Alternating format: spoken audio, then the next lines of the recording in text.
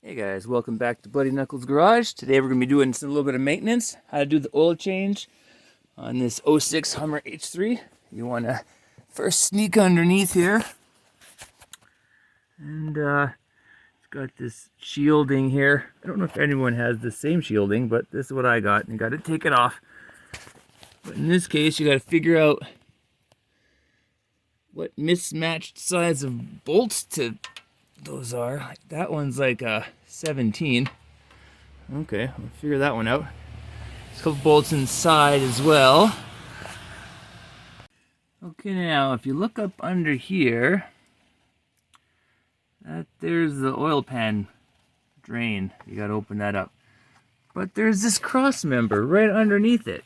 So if it opens, I'm pretty sure oil is just gonna go like all over the place. So I whipped up a little cardboard here. Yeah. And then this will drain into this bucket down here. What could possibly go wrong?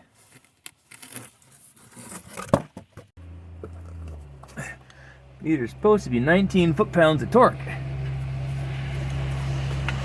As the bus goes by, I'm guessing somebody didn't get the memo. Last time the oil was changed. Foot ratchet. There. All right. Almost lost my cardboard. Okay. Now that it's loose. Oh yeah. This is gonna be amazing. I should sell these accessories in a store, and then all you guys could buy all your Hummer oil change cardboard off of me. Be a millionaire. So far, no oil's dripping out, which is a little concerning. But, oh, it's still screwing out. What the hell? Is it stuck on something? I'm getting some drop. Oh, there it goes. Oh, it worked! Oh my god, it friggin' worked. I can't believe it. The oil change, relocation, modification, cardboard adapter actually worked. Oh, now I gotta hold it here though. Ugh. Better get comfortable. That is some dirty ass oil right there. Alright, now with the oil drained, that got pretty close to the top. Oh, Jesus, dropped my phone in there. That'd be awesome. Just we gotta tighten up that bolt.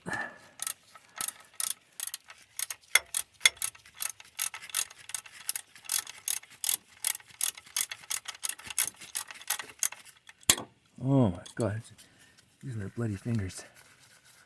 Oh, that's way easier. Okay. 19 foot-pounds of torque on it. Yeah.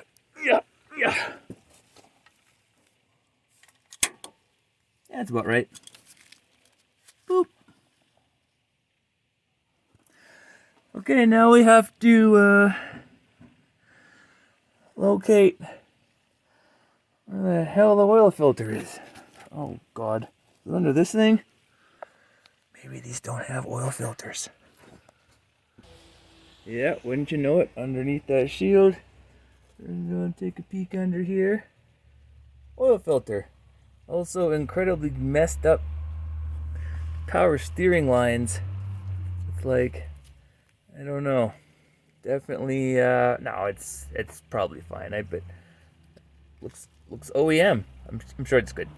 Okay, now to get the oil filter off, I'm gonna use one of these because they're great. It's also got this handy dandy little dripper here, so we don't got to make cardboard modification tools. Oh, and before you do this, make sure you got a bucket under it. It's gonna be messy. All right. Change my gloves.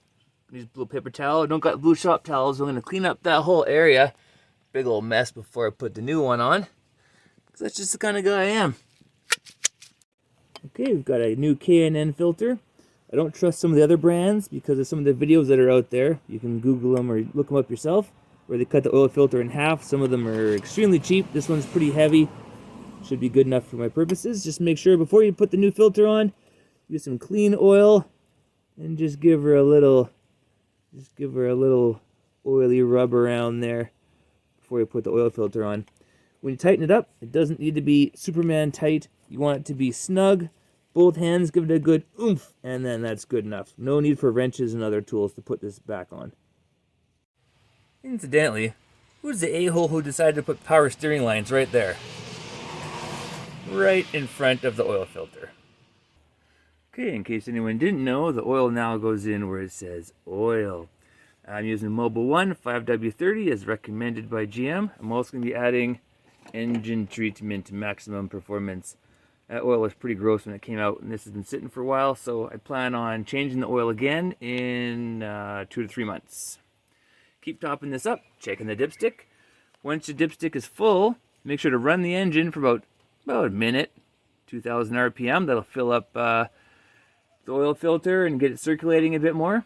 And then check your oil, top it up as needed, and you're good to go. Okay, final step is if you had one of the oil change lights on your dash, you want to hop in, turn the key to the on position, don't start her up. Wait till you get something on the gauge cluster. Oh, TPM, lovely. Okay, so you want to push down the gas pedal 3 times. 1, 2, 3. You should beep a couple times and your light will go out. Some people say you have to do it more than 3 times, but that's basically all you have to do. Alright, hope you enjoyed the video. Make sure to subscribe, give a thumbs up if you found it helpful, and I'll see you again in the next one.